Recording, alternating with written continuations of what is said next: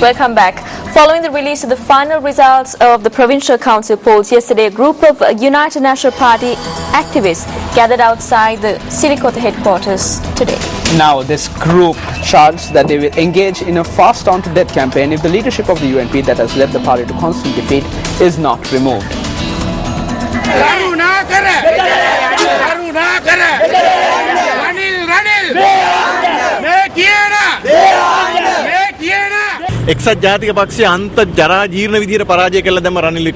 What has happened to the voter base of the UNP? Ranil Wickremesinghe has led the party into despicable defeats. That is why we came before Sirikota today as youngsters of the party. Ranil Wickremesinghe should step down from the leadership and leave the party. The working committee that is protecting him should also do so. They should hand over responsibilities to someone who is capable. The leaders of the UNP described this election as a turning point. Now it is a turning point to chase away Ranil Wickremesinghe. When we see the party's election results, we feel very sad. We came here in a small group to express our protest, but we will bring a wave of people in the near future. We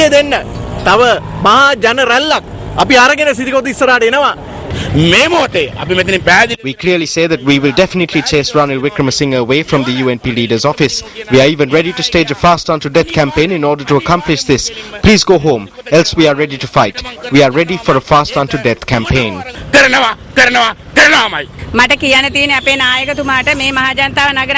Our leader should understand the voice of the people. We urge you to step down from the leadership and allow someone else to take up the mantle.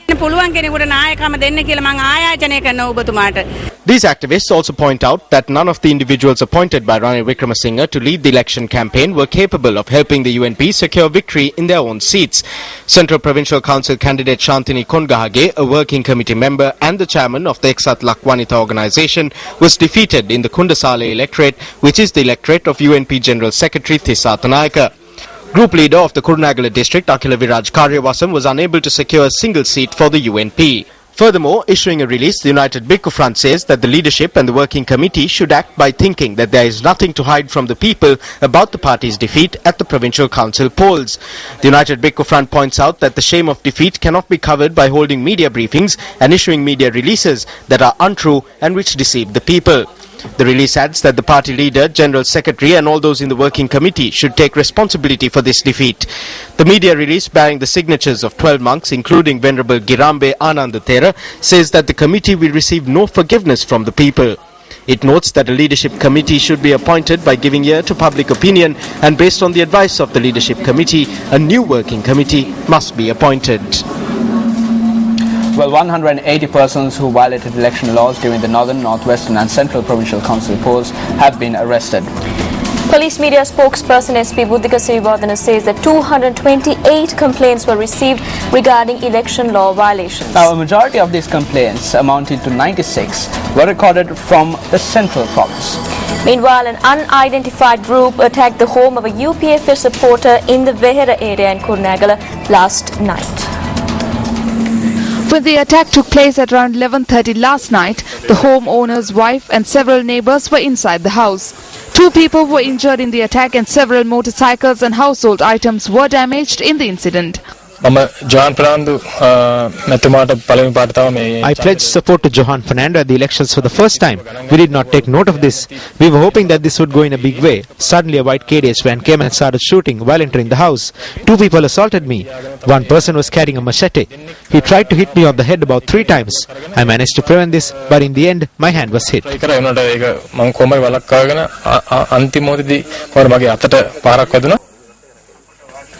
When we made inquiries, the police media unit said they had not received any reports of this incident.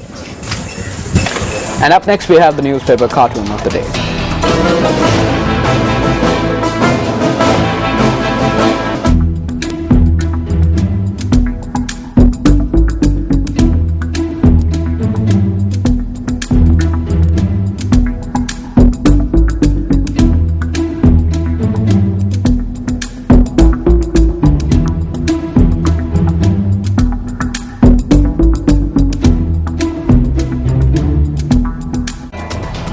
President Mahinda Rajapaksa, who left the island to participate in the 68th session of the United Nations General Assembly, arrived in New York this evening.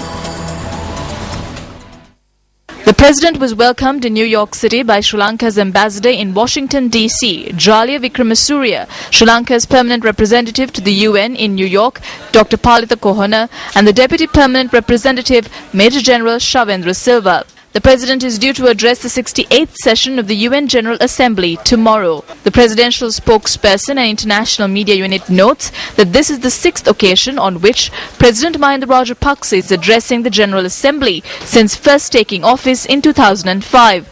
The presidential spokesperson and international media unit adds that during his stay in New York, the President will meet with UN Secretary General Ban Ki-moon, Commonwealth Secretary General Dr. Kamalesh Sharma, and the heads of state of a number of Asian, African and Middle Eastern nations.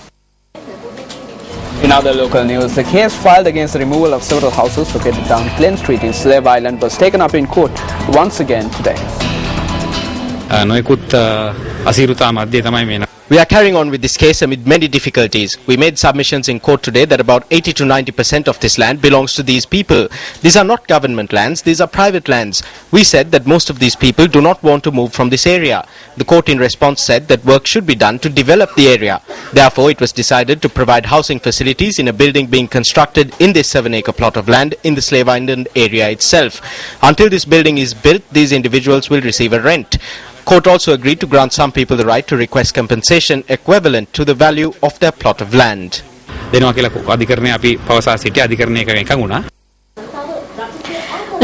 Rasadi Dhananjana is a child deserving special attention. However, her parents do not have the strength to meet all her needs. Liyanage Rasadi Dhananjana, who is hearing impaired, is the youngest of 3 siblings and a year 3 student at Sri Rahula Mahavidyalaya in Mulleriyawa. Talented in both academic and aesthetics, Rasadi has an eye for creativity as well. Although her hearing disability was identified when she was only 9 months old, Rasadi did not undergo the necessary surgery as it would have cost 3.5 million rupees. Her parents subsequently purchased a hearing aid for her from the Auditory Teaching Centre, but have been unable to procure a replacement owing to the high cost. Rasadi, who is among the top performing students in her class academically, has a dream to pass the Year 5 scholarship exam and receive a prize from the President. The ability to hear clearly will doubtless bring her closer to seeing this dream become reality. The inauguration of the recently established Lotus Foundation was held on World Peace Day. The director of the film, Sri Siddhartha Gautama and Navin Gunratna, is the founder of the Lotus World Foundation. A group including the lead actor of the film, Sri Siddhartha Gautama, Gagan Malik, and Kalashuri Edvinari Dasa were present at the inauguration. Lotus World is an institution dedicated to ensuring that all of humanity with their collective values can live and work together as one. Meanwhile, a program to raise awareness regarding the aims and work of the Lotus World Foundation was held at the Vagava Sri Vivekarama Viharaya in Minuangoda yesterday.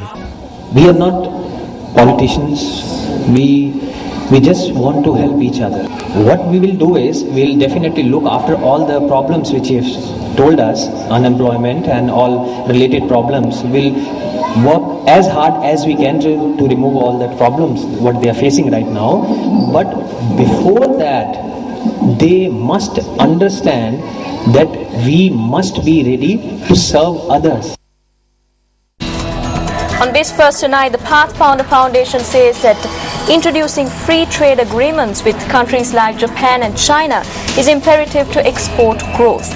Now, according to the foundation, although some economic analysts express fears that such free trade agreements could be harmful to local industry, these agreements are necessary to overcome the economic challenges facing the country.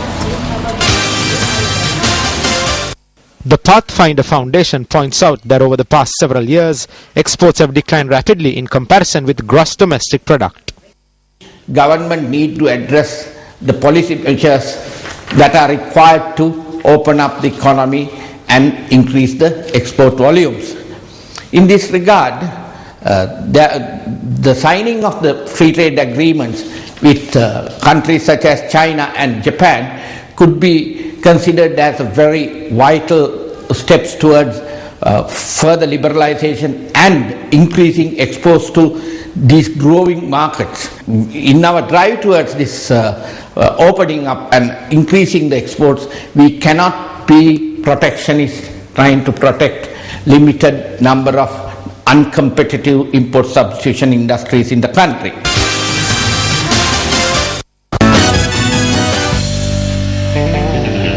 On to sports news now. In cricket, Kaushal Silva scored a century for Sri Lanka A team in the second day of the four-day match against New Zealand A.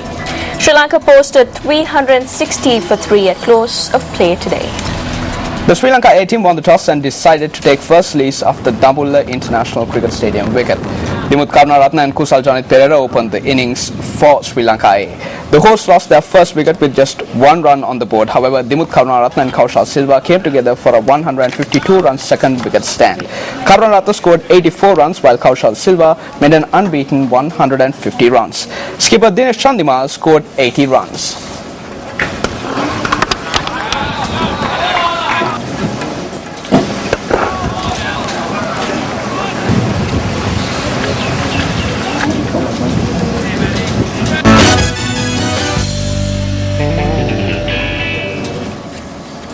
Well, that's a wrap of this edition of Primetime News for tonight. For the Newsfirst team, I'm Ramesh Irugal Bandara. I'm Stephanie Lazarus. Have yourself a great night. First at 9.